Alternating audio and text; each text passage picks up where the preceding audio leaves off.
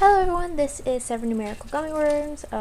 Sorry about any background noise you hear. This isn't scripted, so also sorry if I ramble. This is an explanation video about the V-Series for anyone that's interested, but fair warning, this does contain lore spoilers for the OG Orious Gamble series, so if you don't want any spoilers for that and you want to save that reveal for the Mastermind reveal, go ahead and click off this video just to let you know, so I'll give you all a moment to click off. Continuing to stay past this point means you're okay with potential spoilers, so I'm just going to go ahead and jump right into it.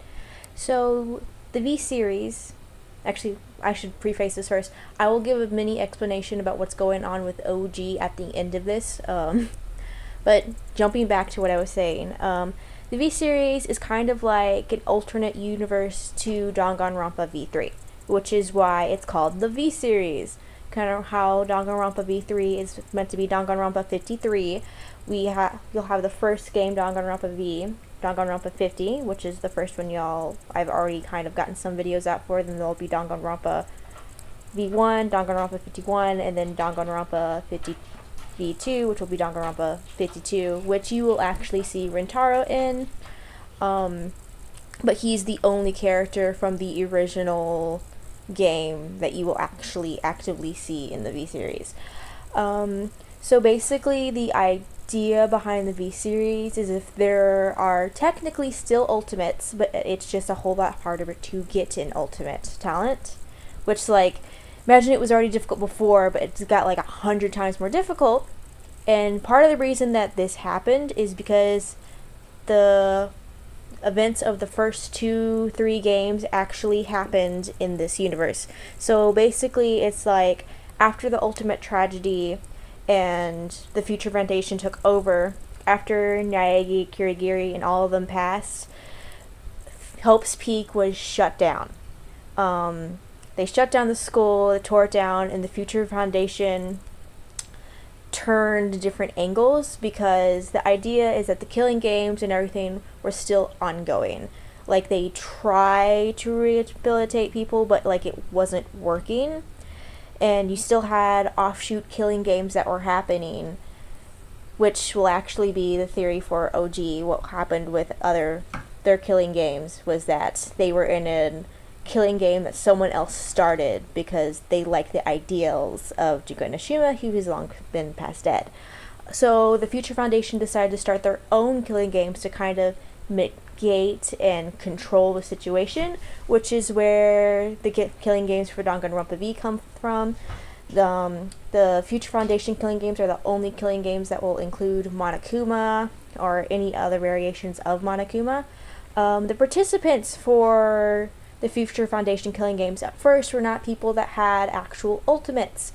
Because of what happened with the tragedy, a lot of people weren't happy with ultimates, but the Future Foundation still kind of used the ultimates to control the government and what was going on with the people. So they were still giving out ultimate titles. It was just a lot difficult to become an ultimate. Oh, and I'm backtracking. Sorry.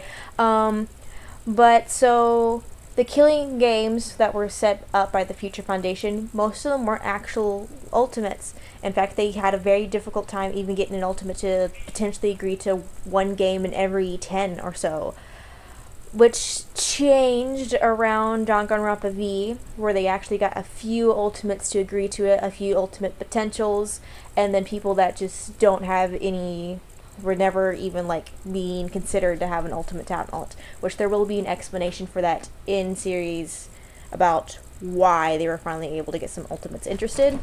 But because of that, ultimates do exist in the universe, and then we have ultimate people that are in a list. They're being scouted, but it hasn't been quite decided if they're actually going to be able to get a title, and the people that just aren't ultimates because they aren't.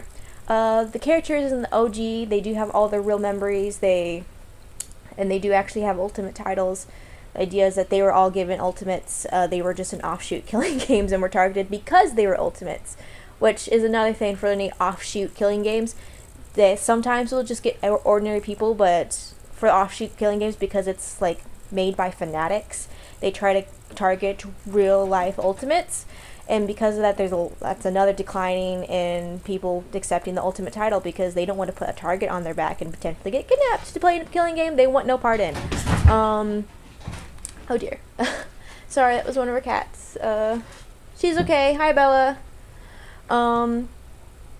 But, so, crap, and I've lost my place. Sorry. I'm gonna pause this for a minute while I get it back. I think the point I was trying to make was that, point is, in the V-Series, you'll have a mixture of people that have real ultimates, people that had the potential to become an ultimate but just never got that title, and the people that just aren't ultimates. There will be a mixture of all three throughout all three of the games. Some games will have more or less of another. It's some characters that will be touched upon that, hey, your memories are faked and I'm starting to get my real memories back, and existential crisis. Some of them will, like, at the end, they'll still think that they actually did have an ultimate talent. Some do have ultimate talents. For some of the real ultimates, their memories have also been messed with, so they just don't remember what's going on in the outside world, just so everyone kind of has a fair starting point to start with. But yeah, that is the whole premise of the V-Series, but like further explanations behind the idea of why there are 3 killing games in particular. So at the end of Danganronpa V3, like, we figure out, like, Rintaro's the ultimate survivor. Something I always found interesting about him apparently being the ultimate survivor, and the fact that Shuichi was supposed to be this huge fan of Danganronpa, was the fact that Shuichi, when it was pre-game and we could still see Shuichi before his memories got messed with, did not recognize Rintaro. No one seemed to. Like, Rintaro even gave out his name, like, you could call me Amama Rintaro. So it was interesting that no one seemed to recognize him, even though he was apparently a survivor of the previous killing game. Which is something you'll notice I did edit Rintaro's image, because my idea was, like, maybe he had a different hairstyle and hair color, and that's why people didn't recognize him immediately. The other idea was that Danganronpa V2 just went so far off the rails, they could not publicize what was going on during V2. So they were, like, in the middle of making V3, they were trying to edit pieces of what they could actually put out of V2, and they were, like, broadcasting it at the same time as V3 to get people, like, more hyped up, in particular around the mystery around Rintaro, because, like, hey, he survived his killing game. You get to see him actively survive his killing game, even though he was the first to die in this one. But then that also doesn't explain why I have V1 in just Danganronpa V. So another thing that I thought was interesting was that the idea behind what happened with Shuichi is that they were able to end the killing game in Danganronpa V3. Like, they just completely ended it. I thought that it could have been that, yeah, you had viewers that were generally interested in just watching the killing continue, but there are potentially people that were watching the series that were dissatisfied with what was going on, and because of that, that was how they were able to get Kibo not to vote. There are people that were already upset about what was going on. And the only way you'd be able to accomplish that is if, not just in Danganronpa V3, because keep in mind, this has been going on for years, potentially decades, especially since I'm going with the mindset of there's, like, a year in between each game. So this has been going on for decades. You're not going to be able to just convince people off the drop of a hat, hey, no, this is bad, this needs to stop. So the idea is that in, like, Danganronpa Danganronpa V1, Danganronpa V2, things went so off the rails that the Team Danganronpa was, like, having a hard time, like, having people not ask questions about what was going on, because, like, hey, this isn't okay. But, like, that's the idea behind the V-Series, so don't expect things in the V-Series to go, like, in the same way that they would in a normal Danganronpa game, because those particular games are meant to be different and just go off the rails for characters to break the rules or break the norms of what is considered normal in a Danganronpa game. But now I lost my place again. Sorry. Where was I? I'm just gonna pause this again. So that's, like, the main premise of Danganronpa V, or the V-Series, sorry.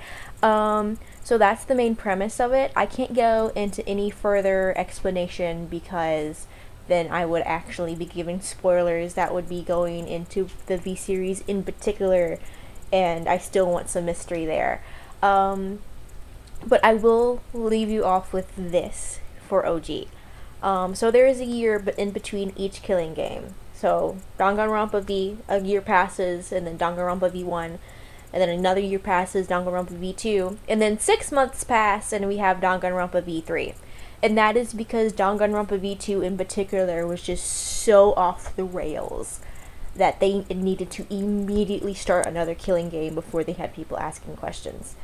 Which is why most, in my opinion, most of the people in V3 in this AU don't actually have ultimates, because they weren't able to get like a whole lot of ultimates to actually agree in time, which there is one person I actually think did have an ultimate, which that probably isn't going to be touched upon in the V series though. But the point is, it went so off the rails, and this is how it ties in to OG. So the idea behind OG in the V series is that Rentaro was the only ultimate survivor. He is the only person that has ever agreed in the Future Foundation between Danganronpa to ever participate in another killing game. He's the one that started that. The idea is that Tsumugi lied about this being like a reoccurring thing that keeps happening in a cycle. So Rentaro was the first ultimate survivor. He's the only one that has ever said, hey, yeah, I will participate in another killing game.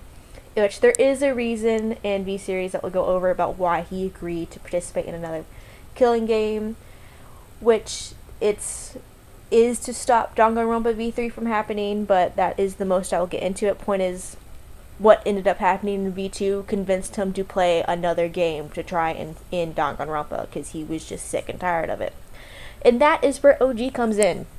So, Team Danganronpa, because they've never had a previous participant play in another Danganronpa game, they're like, hey, so we don't actually...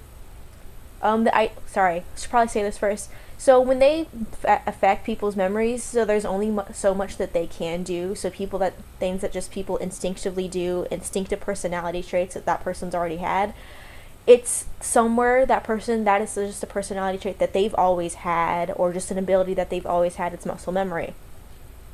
So I think that even previously people that had talents, they at least had a good ability, like they probably practiced for it, maybe not ultimate level, but they still have that ability to do it.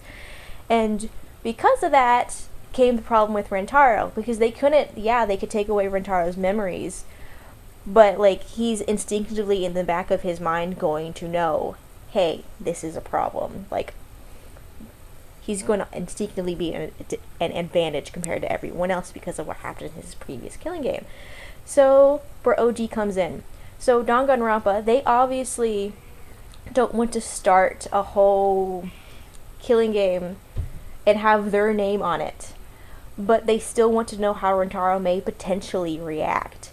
So they get a bunch of other survivors from previous games that are not their own, offshoot, and, well, you get the idea. They want to see how previous survivors will react, which is exactly what they get with OG.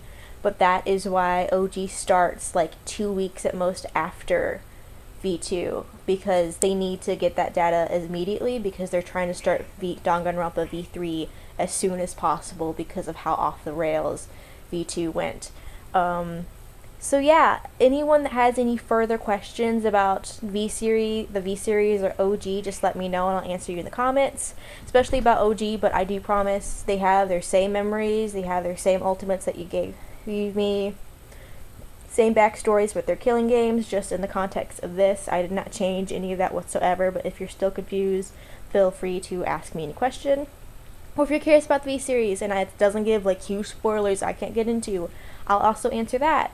But I do ask that you do not talk about this particular information outside of this video, just because of anyone that may not have wanted to watch this video. I do not want them to potentially get spoiled. But yeah, that's it. But happy holidays, everyone.